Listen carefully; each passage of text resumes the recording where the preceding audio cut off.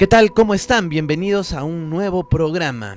Y bueno, vamos a enlazarnos directamente con España. Nos vamos a Granada, donde se encuentra este investigador que yo me atrevería a decir tiene, bueno, más de 30 años, por lo menos, más, me imagino un poco más, 30 años investigando el fenómeno paranormal, el fenómeno ufológico, ovniológico. Estamos hablando de Rafael Casares Ferrer. Él es escritor también. He encontrado algunos libros. Justamente, por ejemplo, tenemos el de 3 historias de fantasmas, casas encantadas y poltergeist. También está Casas encantadas, enigmas y lugares de poder en Granada. Y es, digamos, la persona que más ha difundido las 10 hipótesis o las hipótesis del origen o la explicación de los platillos voladores o de los ovnis, ¿no? En realidad. Entonces vamos a conversar sobre estas 10 hipótesis y bueno, para mí es un honor poder presentar. Justamente estábamos viendo un congreso, una conferencia que él dio en el año 94, donde todo lo que él dijo, pues al día de hoy prácticamente, muchos investigadores están redescubriendo esas verdades dichas hace tanto tiempo. ¿Cómo estás, Rafael? Bienvenido. Muchas gracias, Rafael. Aquí se dice tocayo Sí, al también. que también en Perú, ¿no? Encantado de estar en Perú. No hay Rafael malo, no hay Rafael malo. No. Encantado de estar con vosotros y con todos los peruanos. Sí, qué excelente poder tenerte. Entonces, cuéntanos un poco cómo es que tú inicias en la investigación del fenómeno ovni, tal vez tuviste alguna experiencia. ¿Y cómo es que van surgiendo cómo es que vas aclarando tus ideas y te vas dando cuenta de las diferentes hipótesis para explicar este fenómeno? Pues, si te digo la verdad, no tuve un comienzo. Hay personas que por una experiencia, a raíz de esa experiencia, empiezan a modificar su forma de pensar común. Yo nunca pensé de manera común, siempre pensé de manera divergente, paralela, como quieras comentar. Solamente que a los 14 años me encontré con los libros de Lozan Rampa. Quedé fascinado por las antiguas culturas, por su tecnología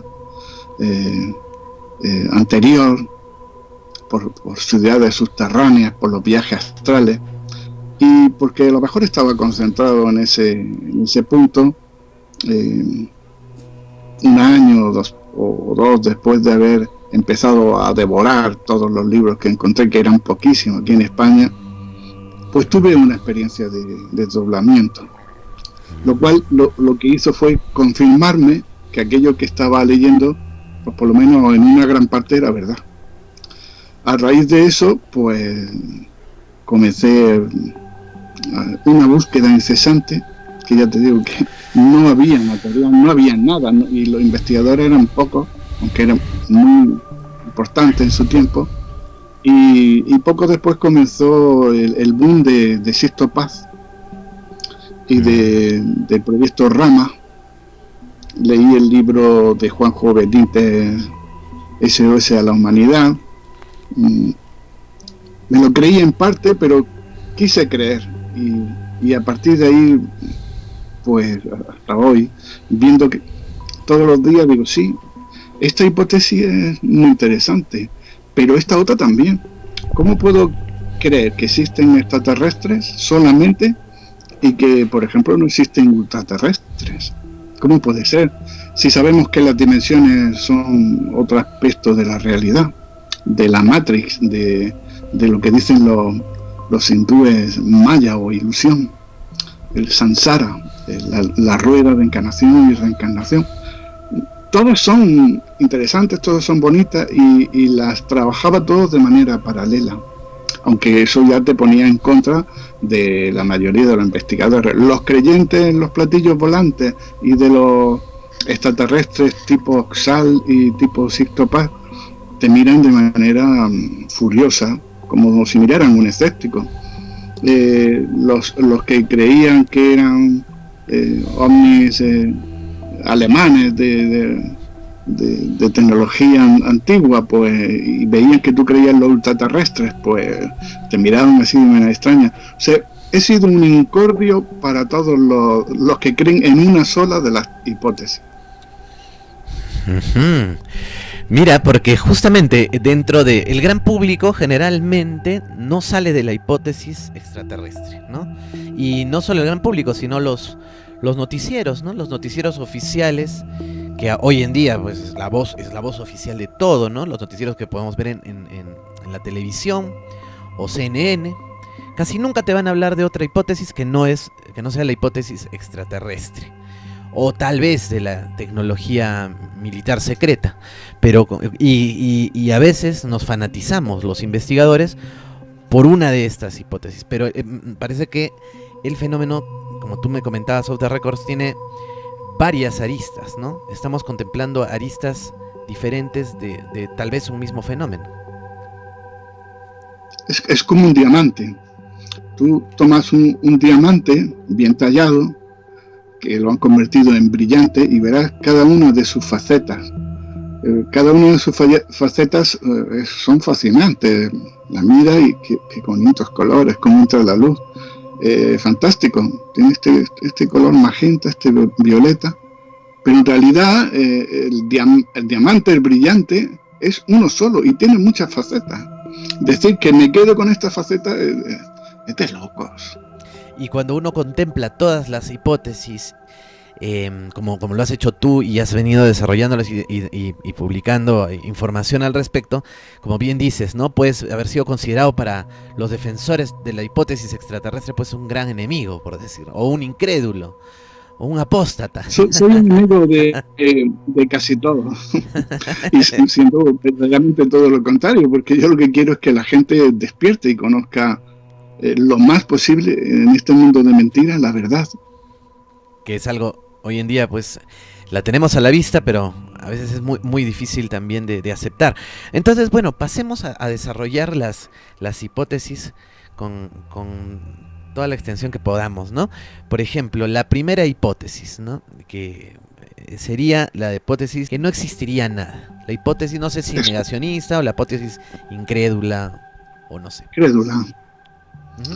Esa hipótesis es la antihipótesis y tienen sus razones. ¿Por qué no ha habido tanto fraude? Hay tanta gente viviendo, vamos a decirlo así, del cuento. Tú puedes tener una experiencia ovni extraterrestre, de parálisis del sueño. Bien, puedes tener una o dos, pero querer vivir de esa experiencia que has tenido en tu juventud a lo largo de toda tu vida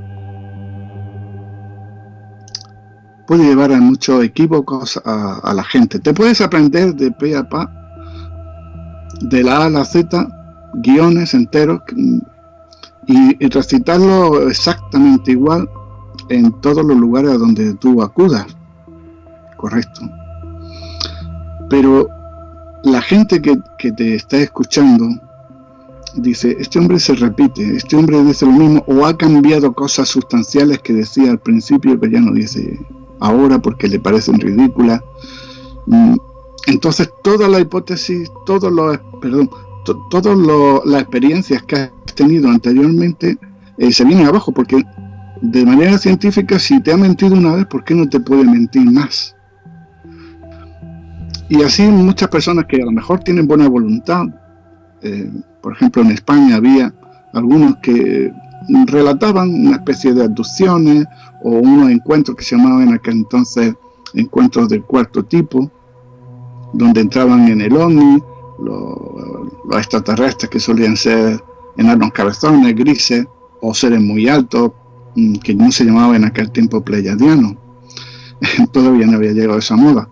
Te enseñaban el platillo entero y te decían cómo vivían, cómo era su civilización, cómo tenían trenes voladores, cómo era un mundo de libertad donde no había dinero, etcétera. Eso me parece un cuento de personas que querían exponer su su parecer de cómo debería ser nuestra civilización, y en vez de decirlo a través de un ensayo filosófico, lo decían a través de una supuesta experiencia de adopción o visita a un platillo volante. Eso también crea confusión, crea error y desinformación en la gente. Claro, y están también las personas que, aprovechando o no una experiencia, fundan detrás de ellas algún tipo de, podría ser secta, religión, grupo carismático, o simplemente una producción incesante de libros o eventos solo para, ¿no? Y no hablo solo de los contactados, sino incluso de investigadores que han visto esto como una fábrica de dinero, y entonces agarran, por decir, alguna moda, o no les importa un video, un video creado por computadora o un fraude, y le dan y van adelante para ganar dinero. Esto es muy bien aprovechado también por los gobiernos, que de alguna manera, y los poderes ocultos, que están tratando de desprestigiar el fenómeno, como utilizan esto, ¿no? Para, bueno, señores, no existe nada. Y esto, no existe nada. Y los gobiernos también, algunas inteligencias, por años hemos visto, ¿no? Programas que se han encargado de contaminar el tema OVNI. Entonces ahí vemos que esta hipótesis de que no exista nada, bueno, creo que le estamos dando una gran ayuda, ¿no? Esta hipótesis con tanta cosa que encontramos por ahí. Sí. Los escépticos, que se llaman a sí mismos escépticos, pero no tienen nada que ver con la escuela filosófica escéptica que hubo en la antigua Grecia, que decían: nosotros los seres humanos no tenemos capacidad ni perceptiva ni cognitiva para conocer la realidad y el universo, por lo tanto es mejor callar. Estos no son lo que ahora se llaman a sí mismos escépticos, con gran pompa y boato. Ellos se creen seres muy importantes, tanto que no tienen tiempo de leer tonterías, cosas que otra gente ha escrito sobre cosas extraordinarias, porque ellos son demasiado importantes. Entonces, estas sectas que también se crean en el otro lado de la gente incrédula, dicen: no, yo la navaja de Ockham es lo único que valoro. Bueno, pues si usted tiene una navaja, es un tipo de esas navajas grandes, que son como puñales de grandes, y yo, sin embargo, tengo una navaja que es suiza, que tiene muchos adminúsculos para poder cerrar, abrir una puerta, destornillar. En fin, mi navaja de Ockham es suiza y la suya es una navaja de Matarife.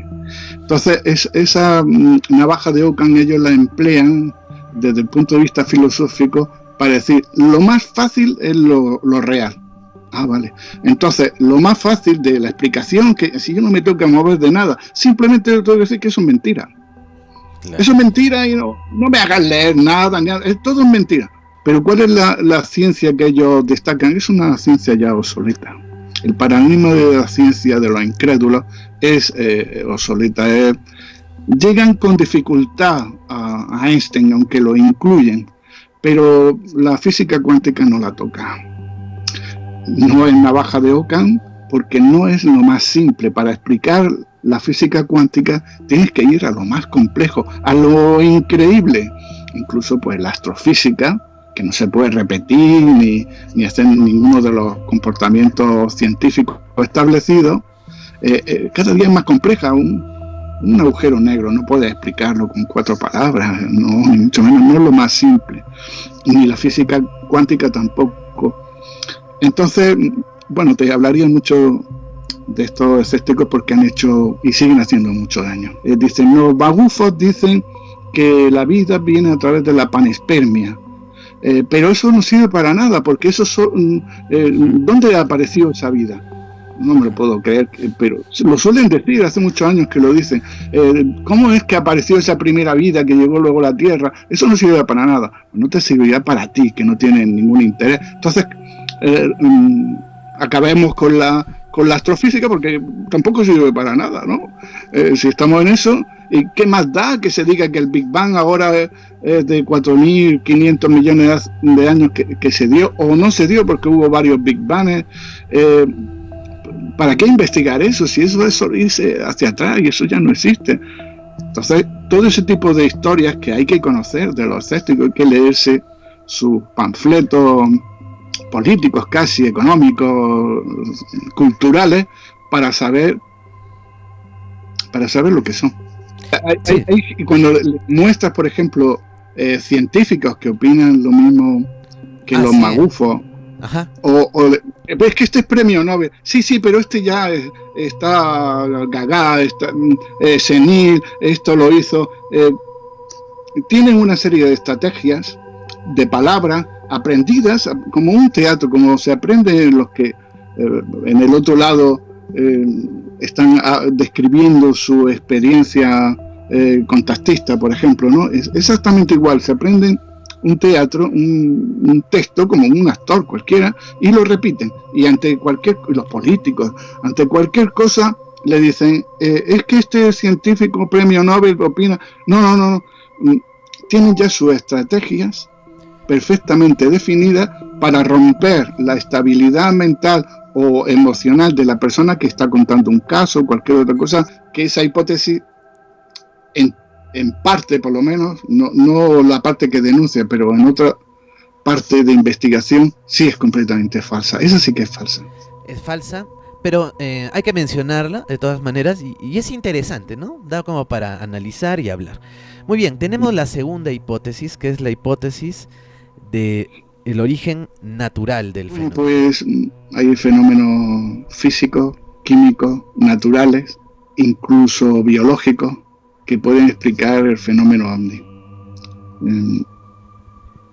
Hace poco he ido meditando un poco en la explicación y os voy a soltar una primicia del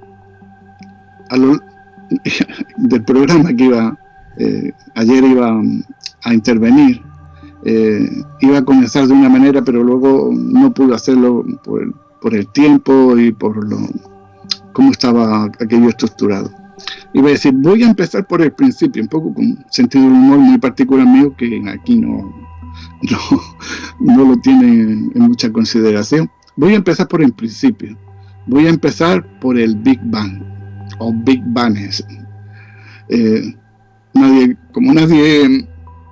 supo encontrar el chiste en esto. Bueno, pues yo sí voy a empezar aquí por el principio. Ahora ya entendí. Muy bien. Entonces, en este principio, que no sabemos cuál es, solo sabemos que existe el multiverso. Un multiverso de 11 dimensiones actualmente, de lo que llaman dimensiones actualmente, que está repleto de otros universos. Nuestro universo sería una célula de un cuerpo mayor, como una faceta del diamante que hemos hablado antes. Si un universo se acerca a otro, o entre dos, digamos que yo lo visualizo como la espuma del mar y las olas. Es unas olas que van moviendo todo lo que existe. Yo lo llamé omniverso, pero luego he visto que también hay otra gente que también lo ha descrito así. Hay varias palabras que yo empleo que otra gente también la ha captado o la hemos captado.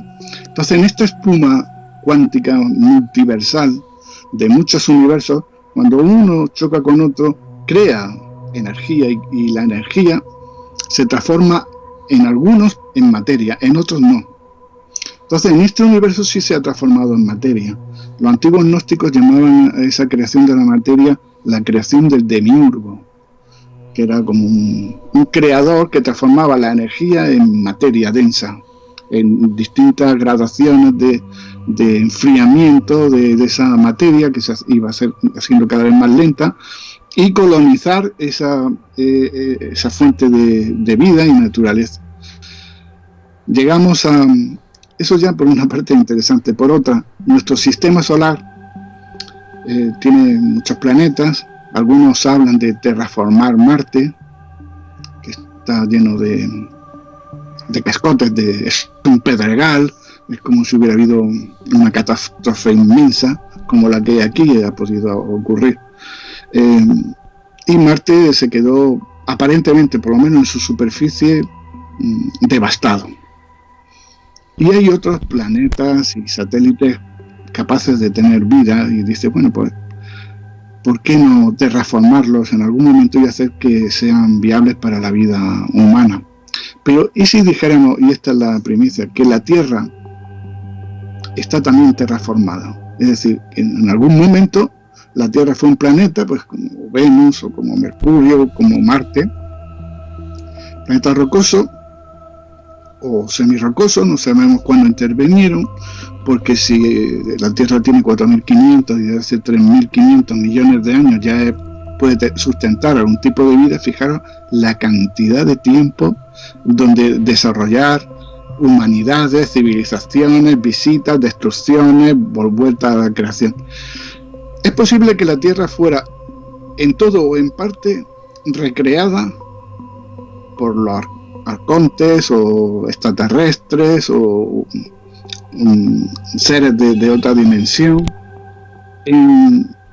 fuera transformada y terraformada para que pudieran existir los seres humanos.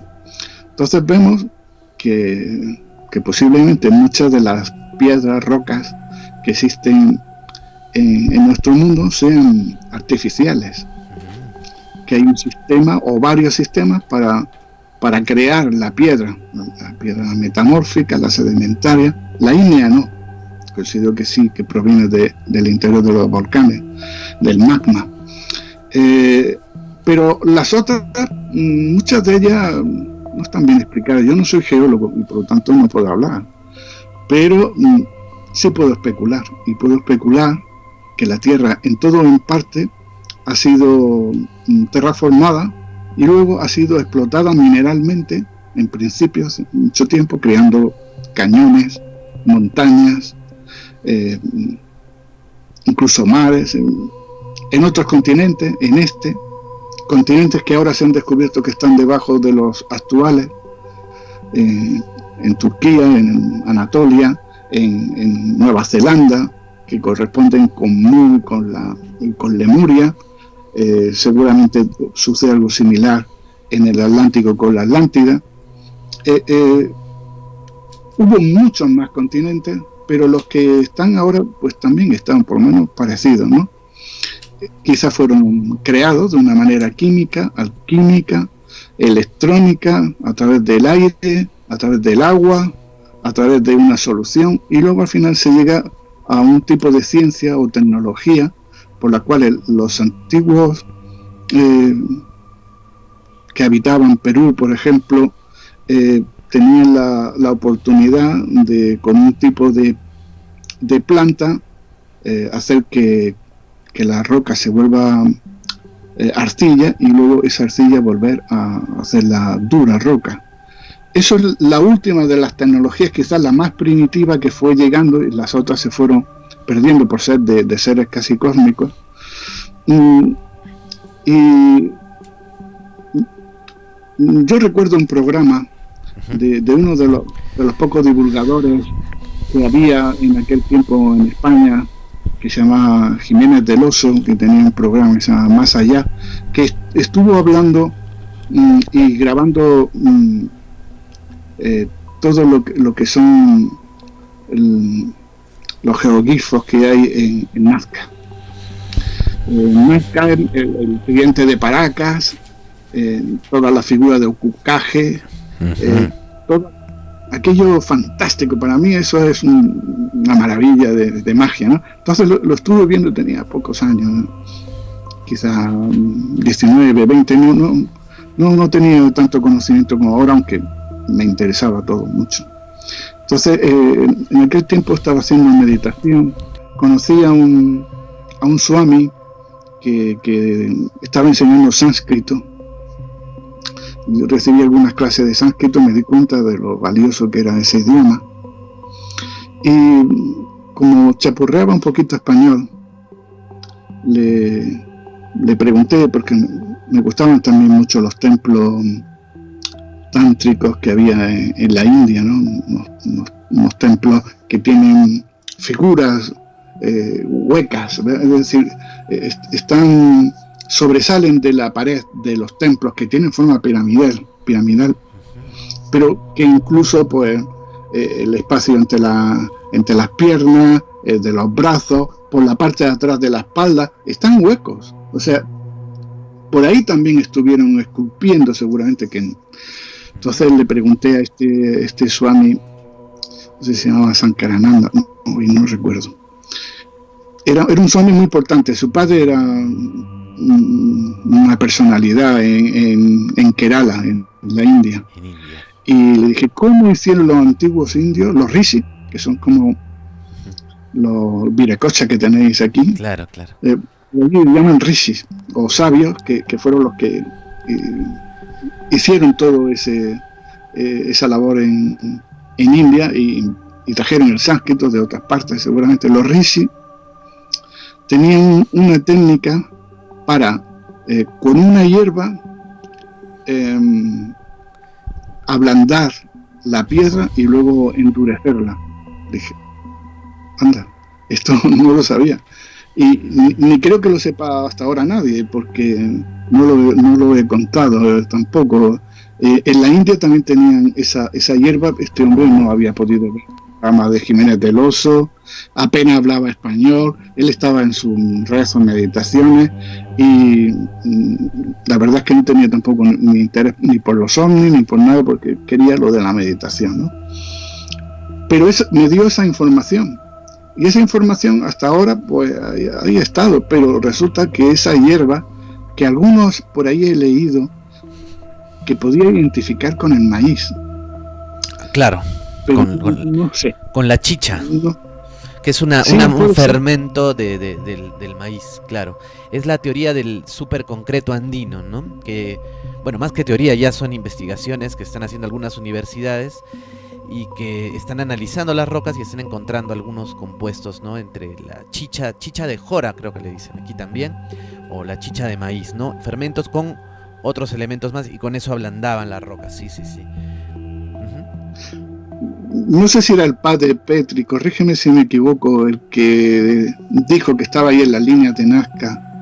Decía, he encontrado la hierba para ablandar la piedra, pero no he encontrado cómo endurecerla. Y yo pensé, bueno, pues como ablandarla por lo menos, pero no, es como decir, no le he encontrado ni nada más que una y no la otra. Bueno, di lo que saben. No. Luego he escuchado eso del maíz, puede ser, pero pienso que algo más. Por ejemplo, la ayahuasca, son necesarios al menos 2 hierbas, aunque puede tener más de 30, ¿no? Sí. Para que tenga efectos psicoactivos, ¿no? Enteógenos. Una sola no funciona. Entonces yo creo que en esto no es solo una hierba, sino un conjunto de hierbas el que sea posible. Incluso han encontrado dentro de la propia roca pequeñas cantidades de materia orgánica que podrían ser de estas plantas diluidas. Sí, para explicar los ovnis, la hipótesis natural, yo te podría decir, por ejemplo, hay luminiscencias, luces que aparecen antes de los terremotos, formas atmosféricas definitivas, que nubes lenticulares, muchas fórmulas para explicar lo que podría ser un ovni, un platillo volante, una nave lenticular. Aquí en Sierra Nevada, que es una sierra dentro de lo que es España, de la más grande o la más grande, siempre hay por encima de esa sierra, siempre que va a llover, hay unas nubes lenticulares gigantescas, como de medir 10, 20 kilómetros. Impresionante. Entonces, claro, cualquier persona que vea eso, que no tenga formación o simplemente se ponga ahí a mirar el cielo sin saber nada más, se puede impresionar y pensar que es una nave extraterrestre.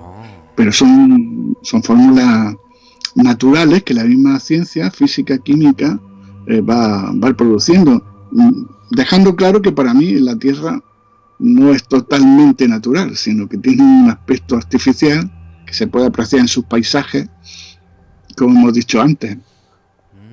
Y luego nos encontramos con posibilidades como formas de vida bioluminiscentes que habitarían la ionosfera, la parte alta de la atmósfera, han sido descritas como medusas, incluso como sepias, calamares, otros animales similares, que tendrían una capacidad de, a través de cómo se propusan los calamares, con chorros de reacción. Ellos emplean el agua, pero aquí se podría emplear quizás el aire, descender hasta la tierra, alimentarse de lo que se alimente, quizás simplemente de aire más denso, no sé de qué partículas, insectos se pueden alimentar, quizás no descender demasiado.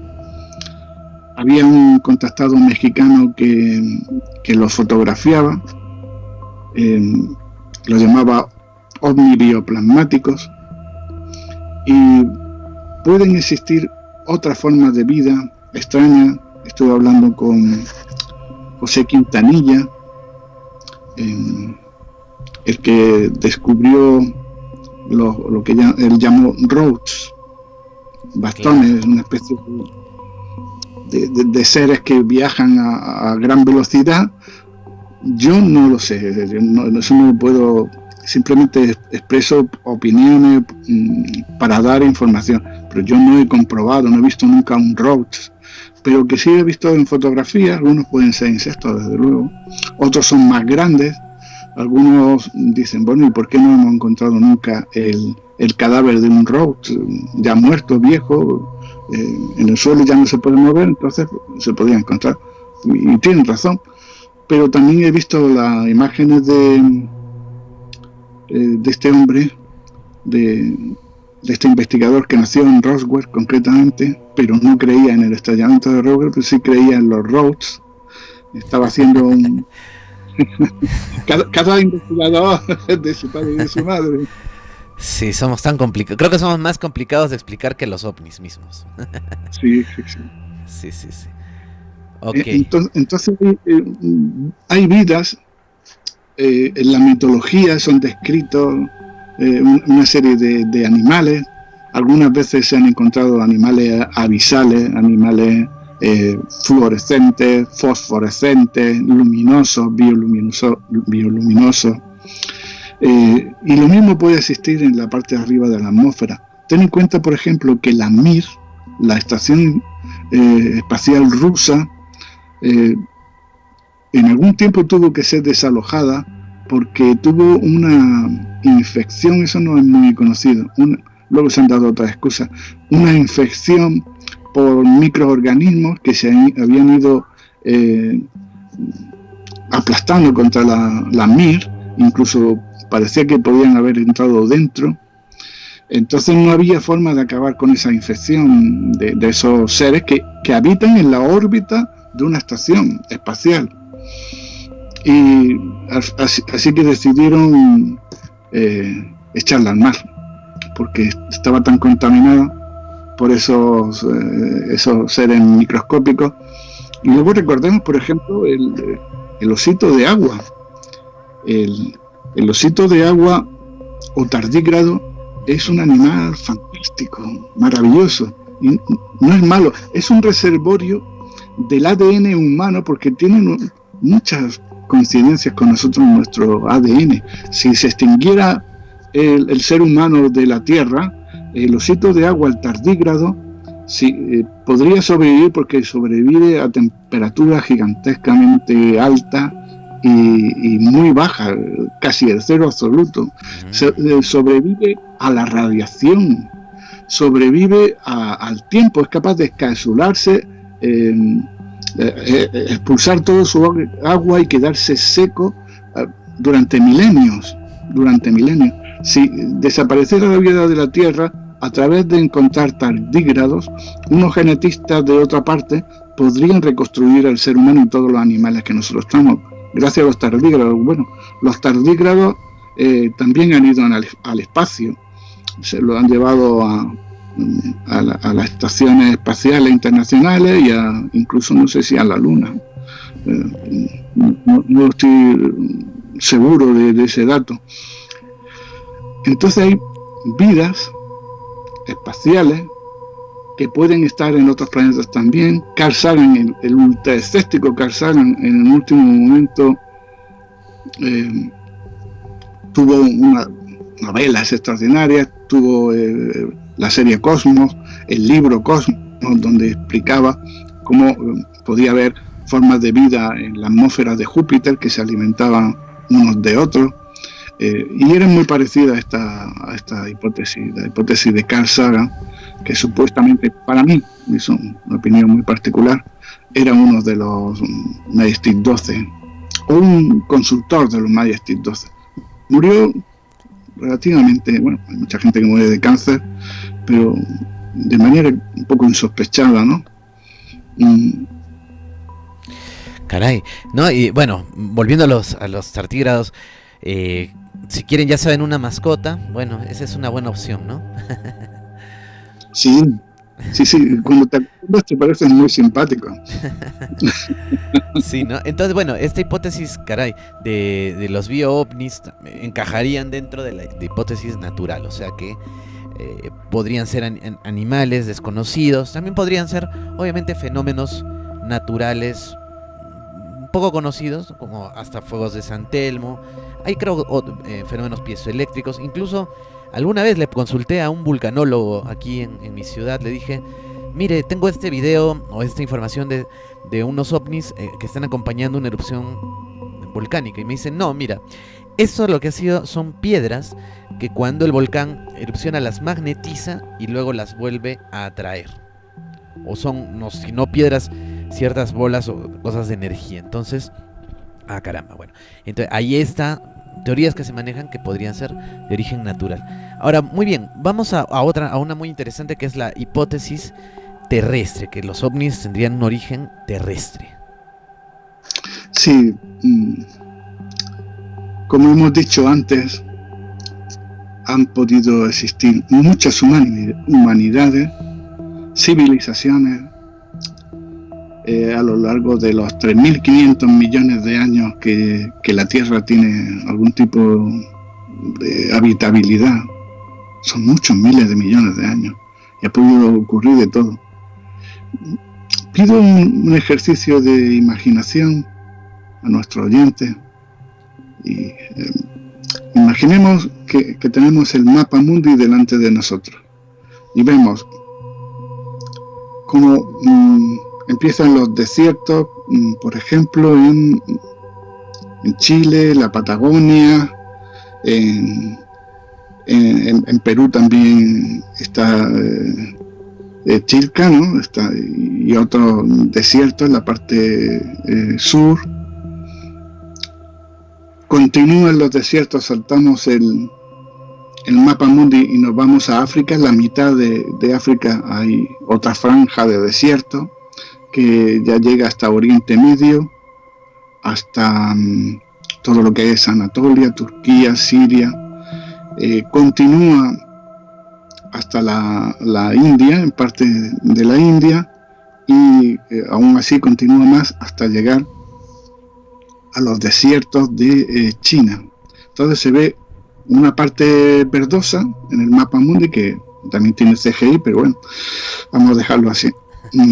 Una parte verdosa y luego una parte amarillenta de desiertos más o menos estériles.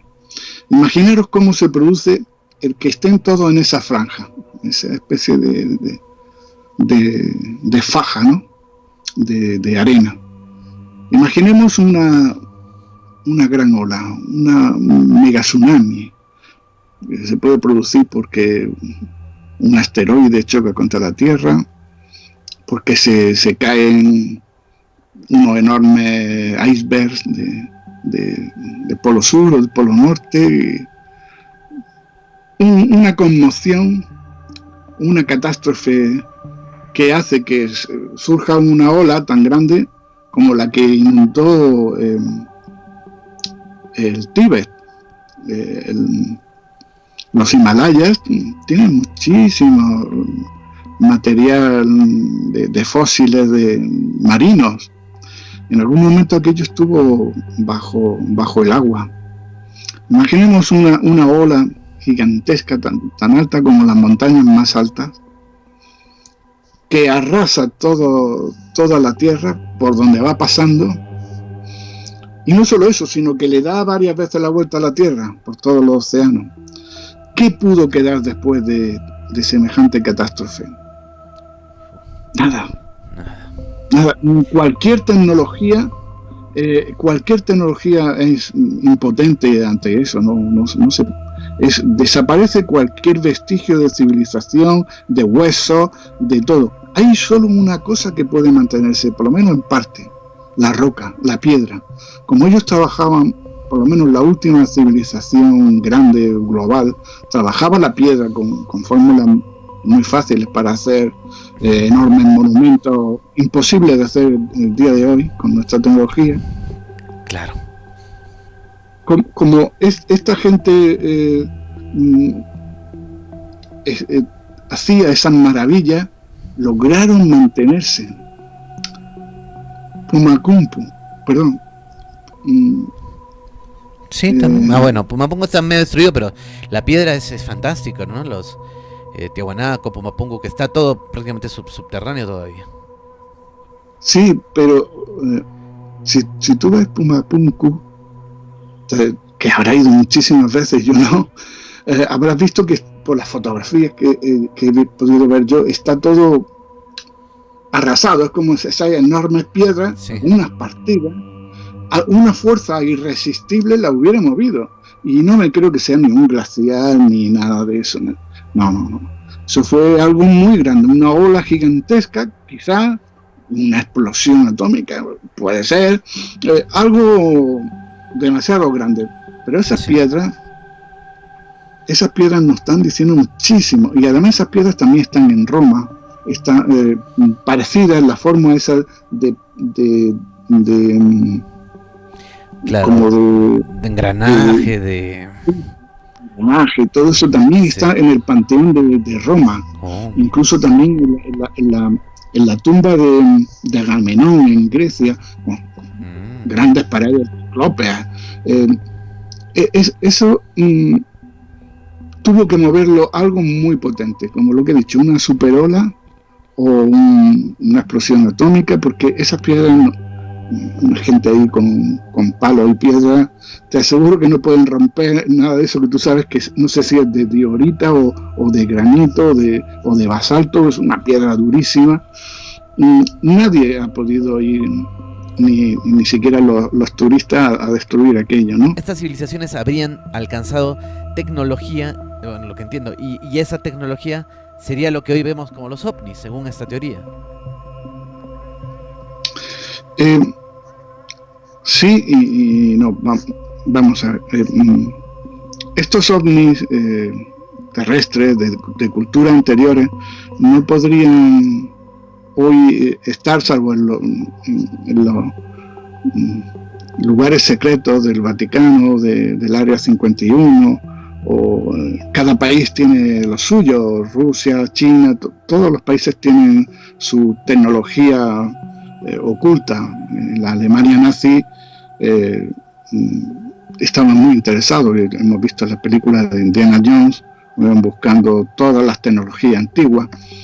Una de las que más le interesaba eran los vimanas, o que en la India se conocían como barcos voladores, escudos flotantes, palacios voladores, etcétera, que se movían parece ser, según la descripción que tenían sus libros sagrados de más de 1500, 2000 años de antigüedad, con un motor que giraba de mercurio.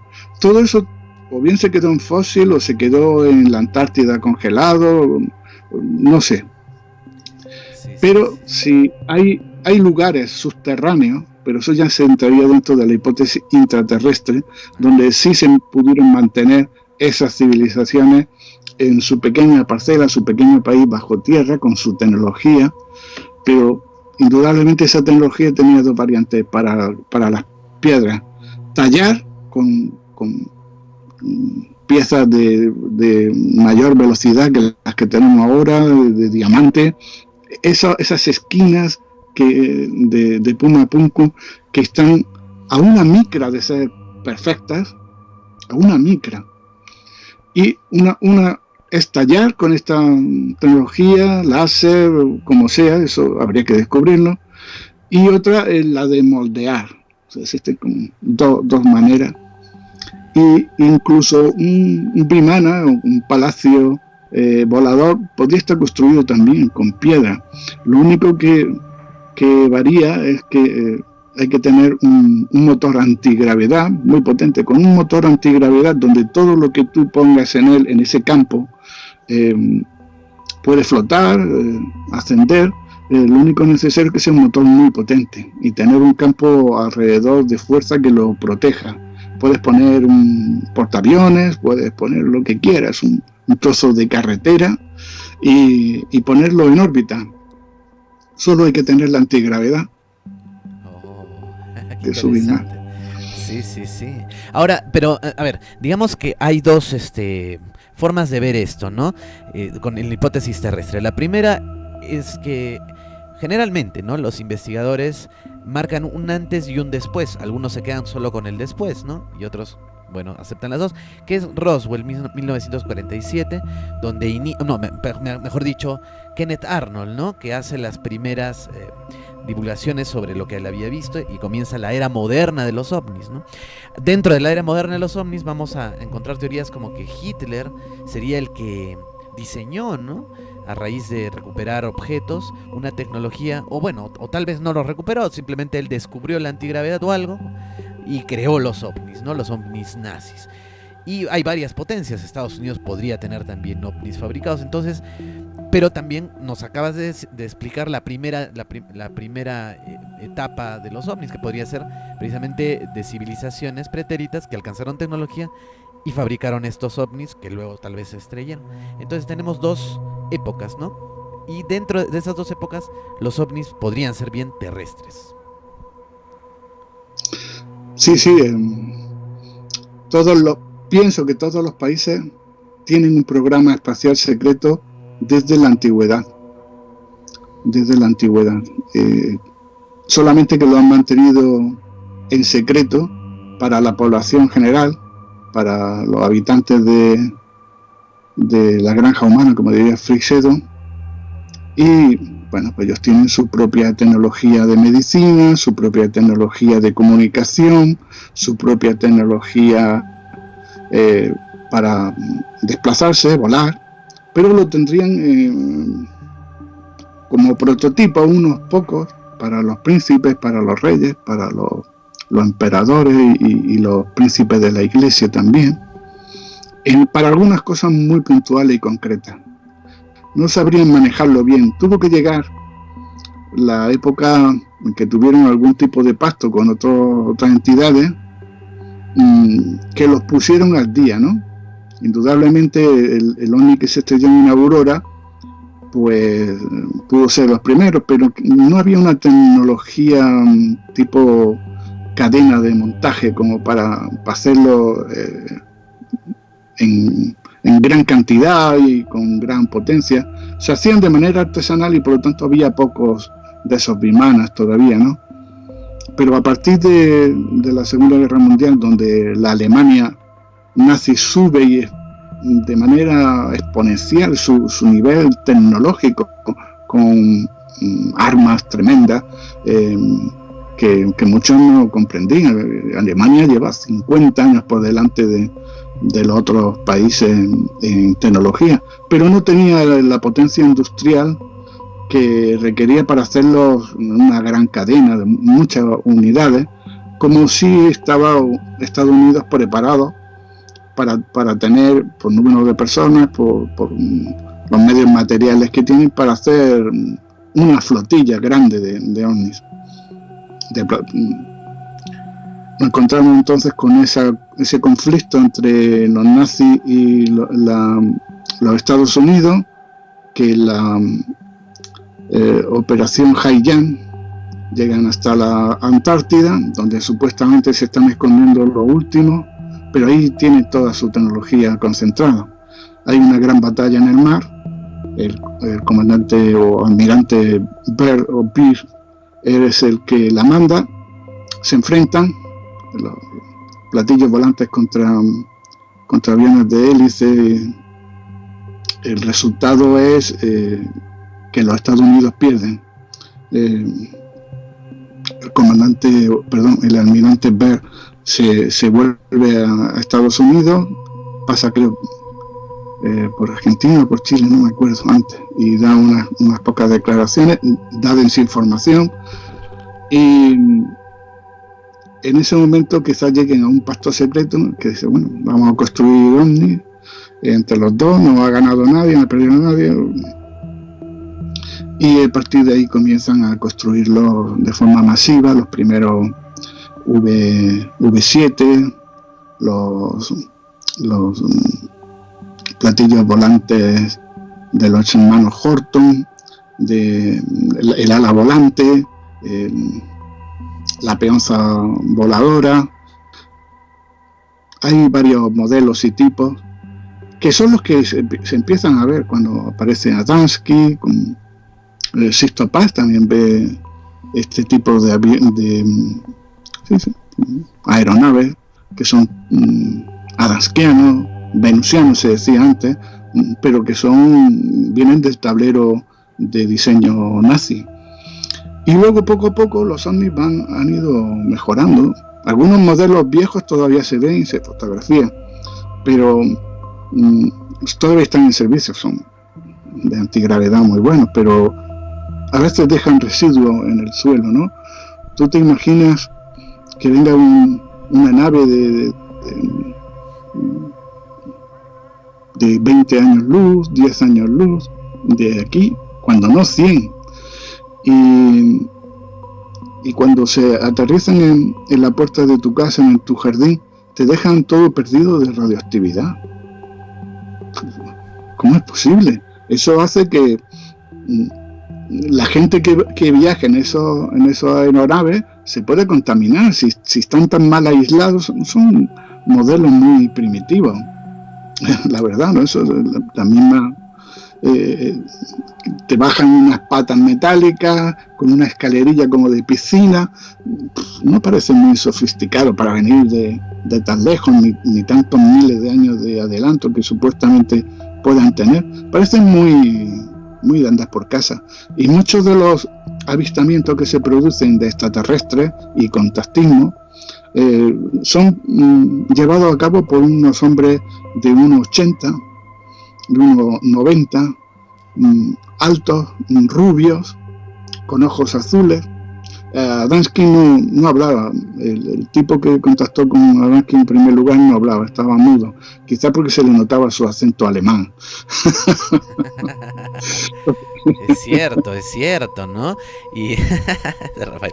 No, es cierto porque incluso, ¿no?, dentro de los reportes de la casuística no está, digamos, en muchos videos, sino más bien está en literatura antigua, pues se hablaba de los italianos, seres que bajaban de objetos que decían, no, esto es una fabricación italiana, yugoslava, alemana, etcétera. En 10 años o 20 todos tendremos este aparato, no, tranquilo.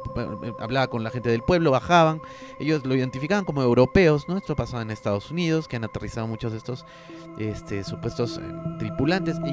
Sí, estoy completamente de acuerdo. Las aéreas de Estados Unidos, la famosa oleada al final del siglo XIX, principio del XX. 1898, ¿no?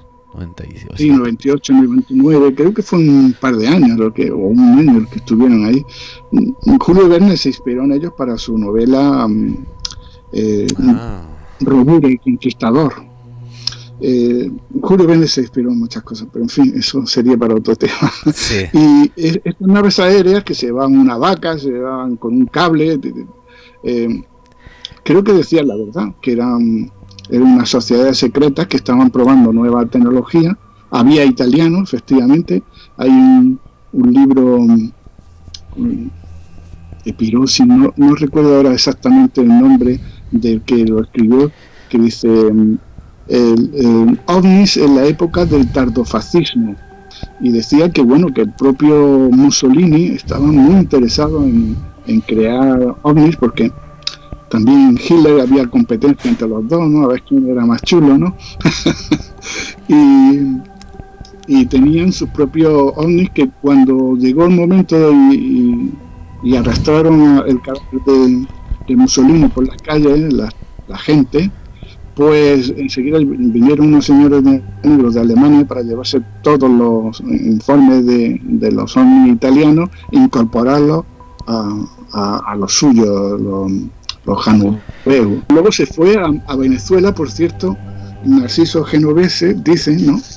Y construyó allí, con el tema fantástico de ruinas debajo de las selvas, unas instalaciones fantásticas para seguir construyendo allí aeronaves que decían que iban rumbo a Marte.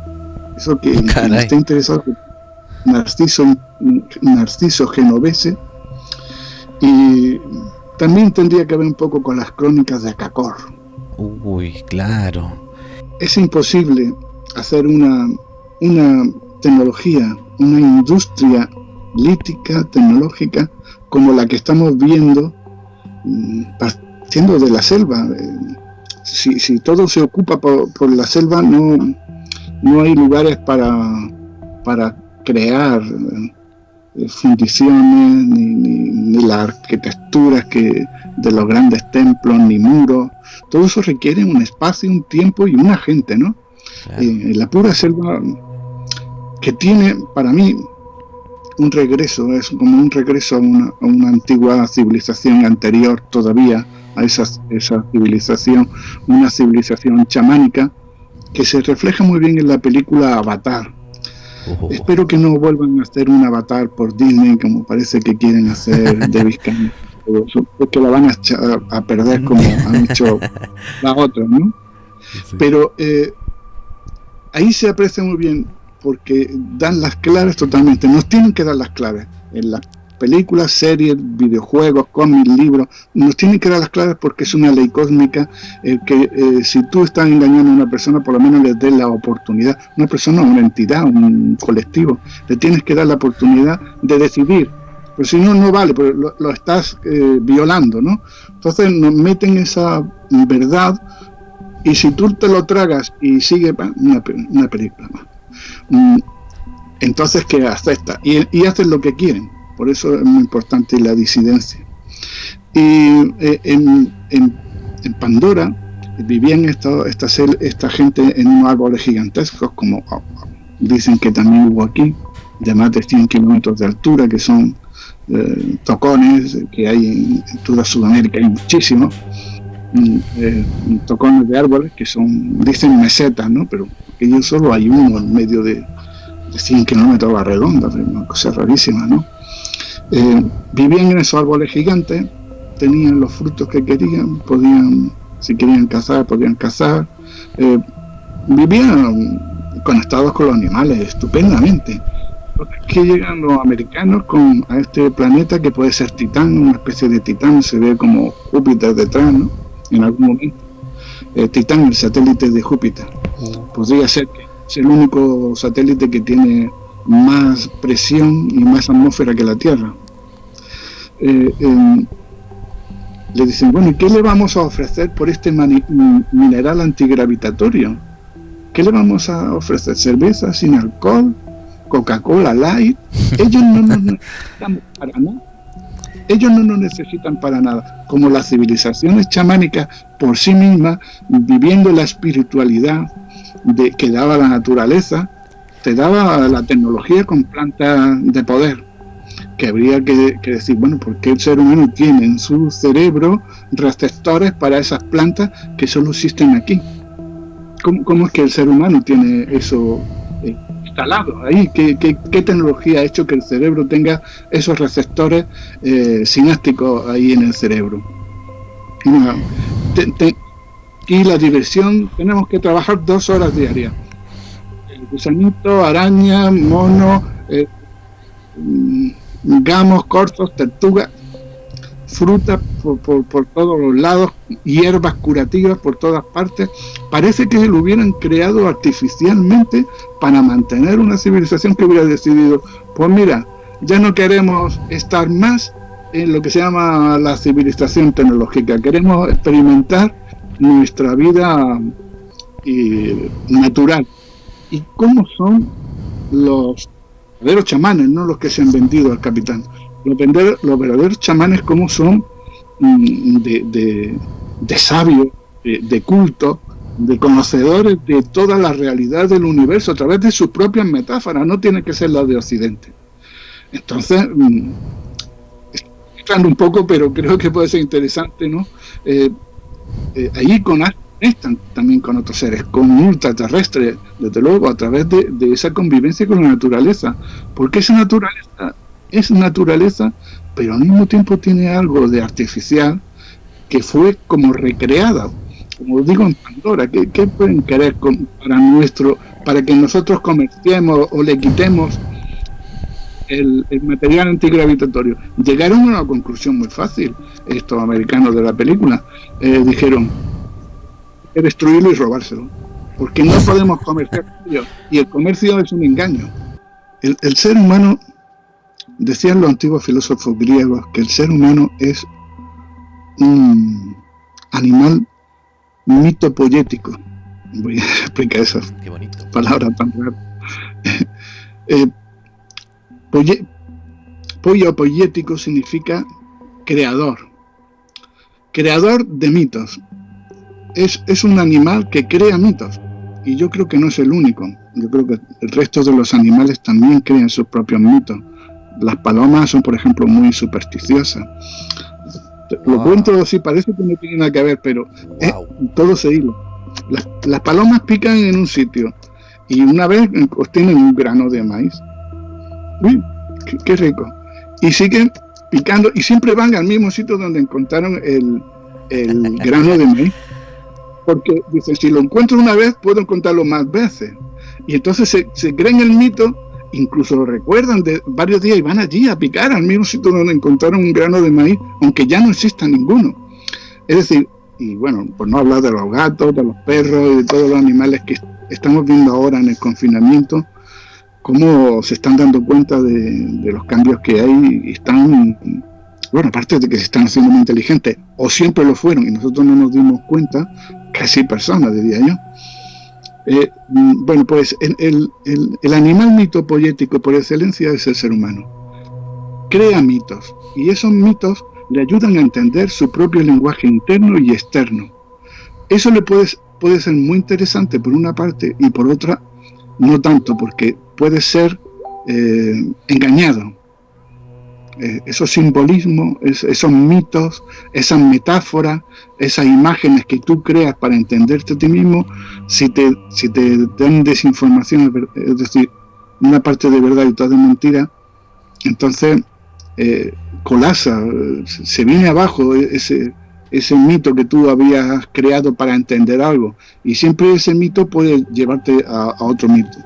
Entonces el ser humano tiene una serie de mitos muy, muy interesantes. Por ejemplo, las esferas que llaman de Costa Rica, aunque están en todas partes. Yo pienso que esas esferas deben seguir en el mismo lugar sin que se las lleven a algún jardín ni nada, porque a lo mejor están mostrando, por ejemplo, situaciones planetarias, claro. O son condensadores de una energía telúrica, de lugares de poder. Las dinamitaron, ¿no, Rafael? Las dinamitaron algunas, tratando de buscar oro en su interior. Eso yo creo que fue propiciado por los escépticos y por el Vaticano. En todos los lugares dicen ese cuento. Y por ejemplo, en Petra decían que dentro de las paredes de Petra, que están creadas de una manera que nadie se puede creer que fueran con una mapa de piedra y un cincel de cobre, dijeron que dentro de la piedra había un tesoro. También decían aquí en Granada, en Andalucía, en otras partes, que dentro de otras esferas que había aquí, que se llamaban antes cabezas o madres, había un tesoro, o que dentro de unas grandes esculturas como de toros había tesoros. Eso está por todo el mundo. ¿Por qué? Porque es una manera de propiciando la avaricia y la codicia del ser humano, destruir esos tesoros que a ellos no les interesan, porque son competencia a sus propios mitos. Dice, estos mitos no me interesan mi mito. En mi mito es este, y todos los demás desaparecer. Vamos a utilizar los medios que tenemos a nuestro alcance, entre ellos esas estupideces del tesoro, pero que no es que se le haya ocurrido a alguien, sino que es un diseño específico para destruir culturas distintas, ¿no?, a través de la codicia. La esfera es un simbolismo, es algo que tenemos siempre en nuestro inconsciente colectivo. Voy a decir que considero que nosotros tenemos dos tipos de inconsciente: el inconsciente personal y el inconsciente colectivo. Y el inconsciente personal está conectado con el inconsciente colectivo. Y el inconsciente colectivo de una sociedad local que puede existir, por ejemplo, la peruana incaica, no preincaica, incaica, que era ya más concreta de esa zona, también conecta con el inconsciente colectivo de la humanidad total, del planeta, y también podría conectar con el inconsciente colectivo de otros astros y de otros seres, cada vez en una mención diferente, una mención superior. Entonces el inconsciente colectivo nos dice que la esfera es la figura geométrica que en 3D es más importante, más completa, más perfecta. Y a través de ella, pues, se llega al siguiente paso, a la siguiente dimensión. Y claro, una esfera que vuele, que emita luz o energía, es algo que dentro de ese inconsciente se dice: pues si algo me puede llevar a otro lugar superior, al cielo, a los cielos, pues debe ser una esfera. Bueno, pues la esfera, cuando aparece en el cielo, en forma de nave espacial, platillo volante, etcétera, de gran ojo que todo lo ve, todo eso está impresionado en nuestra mente, y cuando nosotros lo vemos, nuestra mente hace algún tipo de reacción y lo relaciona con otros tipos de entidades, otros seres, incluso aunque no lo sea. A lo mejor es un avión que viene volando de frente hacia ti, el sol le da de determinada manera y parece una esfera que se acerca. Hay mucha gente que puede entrar en pánico. Vamos a esperar. Si eres investigador, mira a ver si eso que es antes de objeto volador no identificado. Pero no, ya entran en pánico porque algo dentro de ellos les dice que está entrando en el mundo sobrenatural. Eso, claro, un verdadero chamán lo afronta con gallardía y con cara a cara. Una persona vulgar se asusta, pero el resultado es lo mismo, es una conexión a través de un simbolismo con otra realidad. A través de los sueños sucede lo mismo. Tú estás teniendo un sueño, estás viendo determinadas cosas en tu sueño que están siendo creadas no por ti, porque a lo mejor no las has visto en tu vida, sino por gente que creyó en ella, una especie de egregor que los creó anteriormente de tu nacimiento, y tú ahora, a través de ese inconsciente colectivo, a través de tu inconsciente personal, lo puedes percibir en el mundo de los sueños, o en la meditación, o cuando recibes una intuición, o estás escribiendo, o estás haciendo una labor artística, o estás esculpiendo. Dice, esta esfera, no me refiero a las esferas de Costa Rica, que considero que es una tecnología que tenía un porqué, ¿no? Sino a esta capacidad artística e intuitiva del ser humano que conecta con los símbolos. Entonces, en muchas ocasiones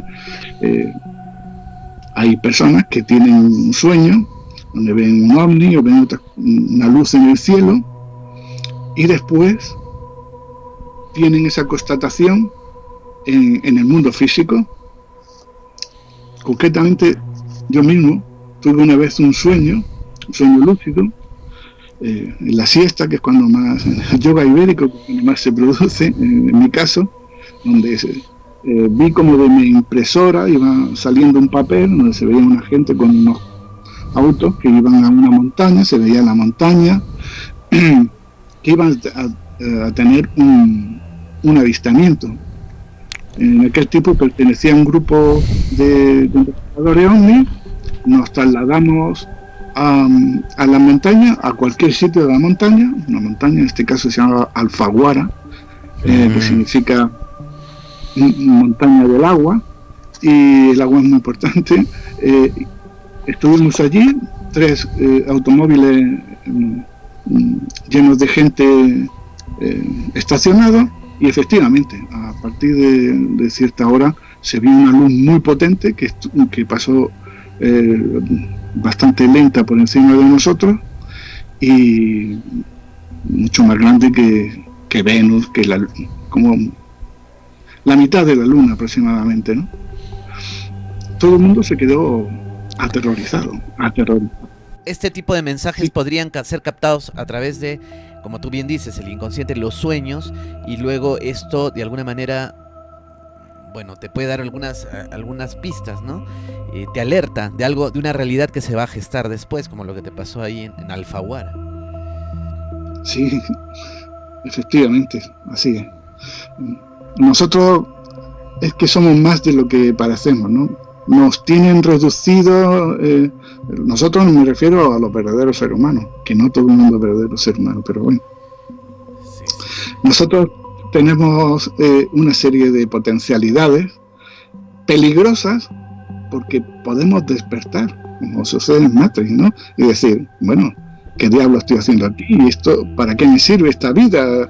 No es solo trabajar y vivir aquí enfrentándome con mi pareja, con mis hijos, con mi jefe. Esto tiene que ser algo más. Esto no puede ser así.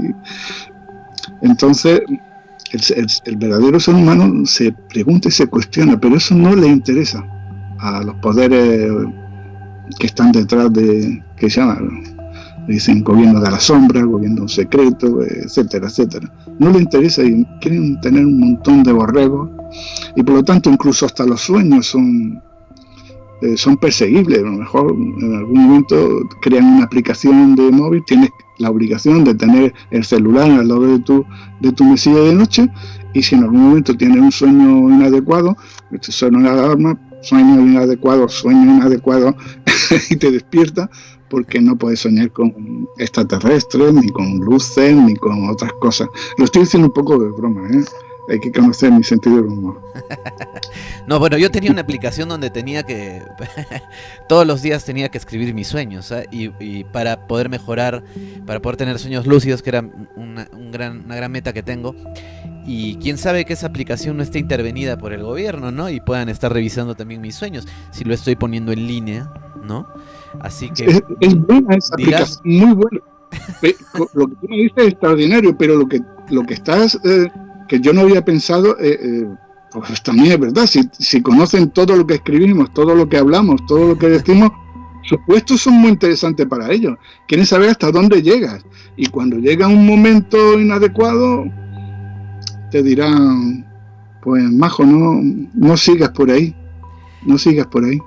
Claro, bueno, y también hablando de los sueños, aunque nos estamos desviando un poco, pero es que es importante, ¿no? Justo conversé con una persona que accedió a cierta información por parte de los extraterrestres. Bueno, el caso, para comentar todo el caso me demoraría una media hora, ¿no? Pero básicamente la información era esta, que los extraterrestres enviaban paquetes de información a través de ciertas ondas, y estas ondas las percibíamos las personas generalmente en elevados estados de conciencia o estados especiales, que se alcanzan precisamente, y casi todos, en el momento cuando estamos entre despiertos y dormidos, o incluso cuando ya llegamos a soñar, ¿no? Entonces, este mensaje que ellos envían, al momento que la persona despierta, el 50% no lo va a recordar, el 50% lo va a recordar.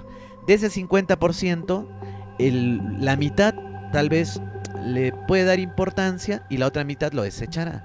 De ese porcentaje de personas, de los que le dieron la importancia, algunos dirán, oye, me soñé que tenía que ir a un Alfaguara, o a un lugar por ahí, ¿no? O sea, de ese porcentaje, muy pocos son los que hacen caso al sueño y van. Y por eso es muy poco el porcentaje de gente que realmente llega a tener una experiencia, pero es a partir de que ellos, a través de los sueños, nos están dando información. Y eso me pareció bastante peculiar. Y claro, es cierto, muchos contactados a través de sueños han recibido indicaciones, ¿no? Trata de ir a tal par, o ves, oye, yo recuerdo este lugar, claro, pasó aquí, y tienes un avistamiento. A mí me pasó, por eso empecé a investigar. Pero bueno, volviendo un poco al tema, centrándonos un poco. Me parece muy, muy, muy interesante. Pues sí, pues sí. Te voy a mandar el link del video, tal vez lo pongo aquí también, para que accedan a lo que me comentó. Era un ingeniero, ¿no? Que logró conocer información que dio un extraterrestre. Es que la historia es loquísima, ¿no? La cuento rapidísimo nomás. Le pega. Acá hay una estación del HARP en Perú que investigan ciertas frecuencias. Bueno, al margen de si crean o no terremotos. Hay una estación HARP en Perú, en Jicamarca, que lanzan algunas frecuencias. Y una de estas frecuencias le pegó a un ovni. El ovni se malogró. Entonces aterrizó en Cusco. El ocupante viajó a Lima, donde estaba esta base, y estaba tratando de entrevistarse con los ingenieros para que les digan en qué frecuencia le pegaron al ovni, porque le malograron como que su sistema de navegación, por decirlo así. Entonces no le creían, evidentemente, hasta que esta persona demostró con ciertas capacidades, fórmulas matemáticas y adelantos científicos que él tenía, y logró impartirles conocimientos. Le creyeron, conversaron, lo grabaron, lo registraron. E incluso esa información que el extraterrestre da, información relativa a la astrofísica, etcétera, muchos de los que estuvieron de estos científicos la empezaron a enseñar en las universidades, como adelantos de algunas teorías que hoy ya son más conocidas, como por ejemplo cuando nosotros queremos salir del planeta, tenemos que intentar salir no de Cabo Cañaveral, sino de los polos, ¿no? Donde hay menos resistencia a la gravedad. Entonces, o algo así, ¿no? Entonces había información que el extraterrestre dio, que luego esta información fue transmitida a alumnos, o sea, alumnos de las universidades han recibido información de extraterrestres para su propia, en su propia, valga la redundancia, formación académica, ¿no? O sea, es un caso impresionante, te voy a mandar el link. Pero bueno, nos hemos desviado un poco y quería volver a esto de la hipótesis psicosocial, bueno, o simbólica, mejor dicho. ¿Dónde entra entonces Carl Jung con este libro, ¿no? Que es sobre cosas, sobre, ¿cómo es? Sobre cosas que se ven en el cielo. Sí. Él era un adelantado, posiblemente formaba parte de una escuela secreta, por eso le interesaba tanto la gnosis, porque la gnosis habla... fueron grandes descubridores y denunciadores de los arcontes. Decían que había dos tipos, de forma de reptil y con forma de feto, y otros de forma de león, etcétera, ¿no? Los gnósticos antiguos fueron tuvieron un golpe de estado, porque eran al principio cristianos, un tipo de cristiano cósmico, porque decían que cada uno de nosotros somos un Cristo en esencia que había que descubrir, y no tenían ningún afán de crucifixión ni de tortura ni nada de eso. Entonces fueron sustituidos de manera violenta, ya imagináis cómo lo hacen, destruyendo pues prácticamente casi todos los textos sobre los libros de Qumran y tal. Todos esos libros, uno de los primeros que los tuvo fue Carl Gustav Jung.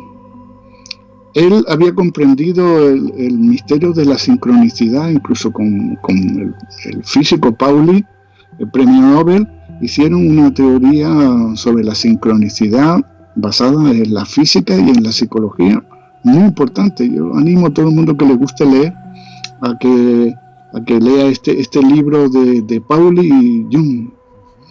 Luego tiene su libro rojo, el libro rojo de Jung, que es espectacular, donde vienen todos los simbolismos, todos los alquímicos, todo lo que es tarot, todo lo que es astrología, todo eso que parece que es, para los escépticos, que son falsedades, pero están en nuestro inconsciente colectivo, están todos ahí. Y cuando hay algo que hace un disruptor, que nos impone ese contacto, entonces nosotros entramos en un estado modificado de conciencia y podemos verdaderamente establecer contacto con esas otras realidades. No solamente es que los esquizofrénicos, las histéricas que se llamaban en aquel tiempo, tenían esos contactos. Jung era un gran seguidor de la explicación de los sueños y de que había un lenguaje, un conocimiento que solo se impartía dentro del mundo de los sueños, y a través de él nosotros podíamos conectar con otras criaturas, como he dicho antes, lo de la esfera, ¿no?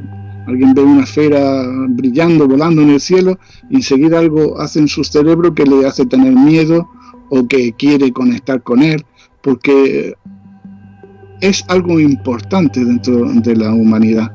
Y desde ese punto de vista, los ovnis que se puedan explicar de manera simbólica, pues son ovnis sabios, es decir, te hacen entrar en un campo de la sabiduría extraordinario que sin ellos no podrías entrar.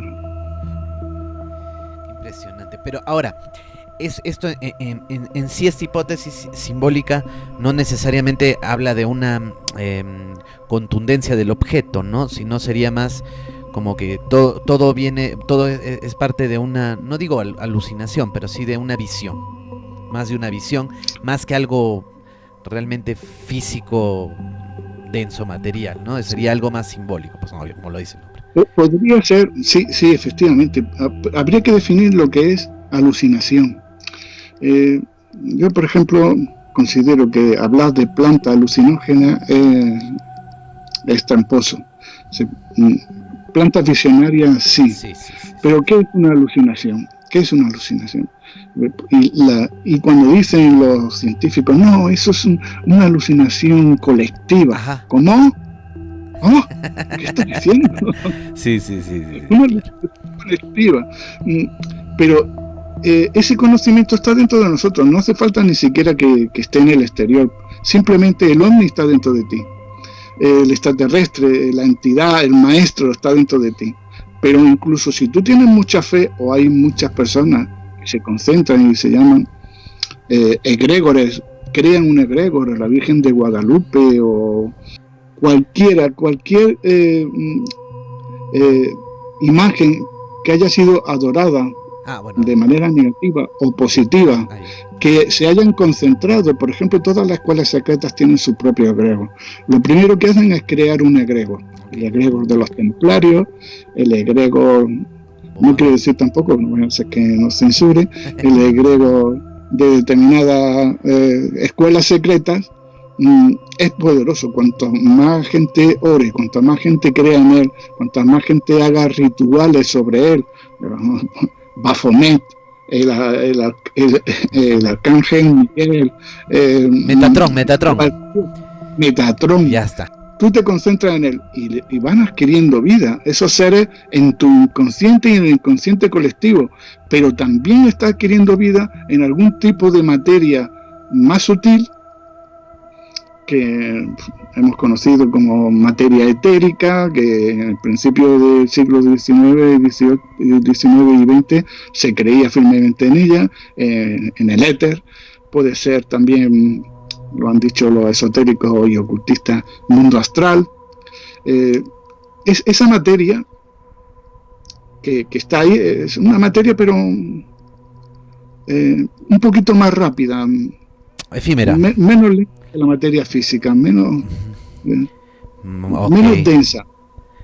Pero es materia que nosotros todavía no hemos descubierto en las universidades, pero existe. Y esa materia puede volverse más sutil según la energía, o puede concentrarse y volverse más densa. Por ejemplo, hablando ya de las piedras otra vez, ¿no? Si tú te concentras en una piedra con determinada cantidad de energía eléctrica, química, de pensamiento, lo que quiera, esa piedra se puede aparecer allí, y no es que haya sido creada de la nada, viene de otra materia anterior, pero que se ha concentrado en ese momento. Una persona se concentra en la Virgen porque ha visto allí vírgenes antes, o sea, han visto vírgenes antes con mucha devoción, ora a la Virgen y se aparece. Puede haberlo creado ella, puede haber sido un extraterrestre que se haya revestido de esa materia que tú has creado en el mundo del deseo, se recubre de ella para aparentar ser otra cosa, pero ese ovni que tú dices que es solo mental, puede llegar a resultar que haga huellas en el piso, en el suelo, que haga aparecer extraterrestre en tu dormitorio, etcétera. Ujú. Qué interesante lo que dices, ¿no? Y muy cierto, ¿no? Como, bueno, para entenderlo de pronto los que son católicos o religiosos, las apariciones de Jesús también, ¿no? Este cuerpo de Jesús resucitado, ¿no? Eh, este Jesús que podía pasar de lo denso, incluso que dicen los evangelios, que comía hasta completamente desaparecer, ¿no? Y muchos otros fenómenos relacionados a la iglesia, sobre todo, ¿no? En este caso de que sí, o sea, realmente. Bueno, ahora tú decías, hay que diferenciar lo que es una alucinación de lo que es una visión o alucinaciones colectivas, ¿no? Si es que esto realmente se puede dar. Y tú hablabas en una conferencia que estaba viendo ayer, que, bueno, no sé si viene al caso, pero te pregunto, esto del contagio, que no me quedó del todo claro. O sea, que cuando hay una persona que empiezan a ver ovnis en un lugar, de pronto yo me contagio de esas ideas y también empiezo a ver ovnis en ese lugar. Yo pienso que ese contagio, por decirlo así, que ahora es una palabra maldita, eh, Oh. tiene que ver con, con realidades parafísicas. Es decir, no solamente te puedo sugestionar, te puedo hipnotizar, te puedo hacer ver mentalmente algo, pero ojo que una persona que es hipnotizada sabe lo que es verdad, lo que es mentira, quién es el hipnotizador y si lo que va a hacer está de acuerdo en hacerlo o no está de acuerdo. Es decir, tiene su raciocinio y su libre albedrío, desde luego. Eso sería una parte de la explicación, ¿no? Esa sugestión que utilizan de manera masiva a través de los medios de comunicación, una y otra vez, hora y hora del tiempo, televisión, radio, todos los medios de comunicación, machaconamente, ahora en internet, lo repiten porque saben que la repetición es lo que forma esos mitos, la repetir, el testimonio oral más que escrito. Por una parte eso es verdad, y otra también puede ser que uno mismo contagie a otro a través de, ¿cómo llamarlo?, su aura. El aura está demostrado que existe, ¿no? Esas frecuencias electromagnéticas y gases y plasma y muchas otras cosas que nosotros emitimos pueden entrar en frecuencia con otra persona que quiera creernos o que una parte de su interior quiera creernos, y entonces a través de lo que tú sientes, esta persona también lo sienta. La empatía también trabaja así, más que la telepatía sería la empatía, sentir lo que tú sientes, ¿no? Oh, mira, eso ya tiene un nombre, ¿no? Casi científico, que sería la resonancia de los campos mórficos, ¿no? Prácticamente. ¿Dónde está la conciencia? ¿Está en tu cerebro? ¿Está en tu ojo? ¿En dónde está? ¿En tu cráneo? ¿O está en todo tu cuerpo? ¿O está fuera de tu cuerpo? Lo que decías en esta conferencia que te escuché, que bueno, son conceptos que tú lanzabas ya en 1994 y que hoy en día ya les han puesto hasta nombre, ¿no? O sea, ya son más conocidos por diferentes, no digo doctrinas, sino filosofías, movimientos, corrientes, ¿no? Ahora ya es algo de más conocido, más difundido, pero en aquellos momentos me pareció, por eso me parece básica esa conferencia, tienen que verla. Vamos a poner el link también para que vayan. En 1994 ya lo es, y seguro eso venía de investigaciones que hacías mucho anteriores a cuando recién formabas estos conceptos, ¿no? Entonces, bueno, esa sería entonces la teoría simbólica, muy interesante. Podríamos hablar horas de cada teoría, pero bueno, hay que seguir avanzando porque, bueno, tenemos la siguiente, la hipótesis, no sé si estoy bien, tú me dices, de los intraterrestres.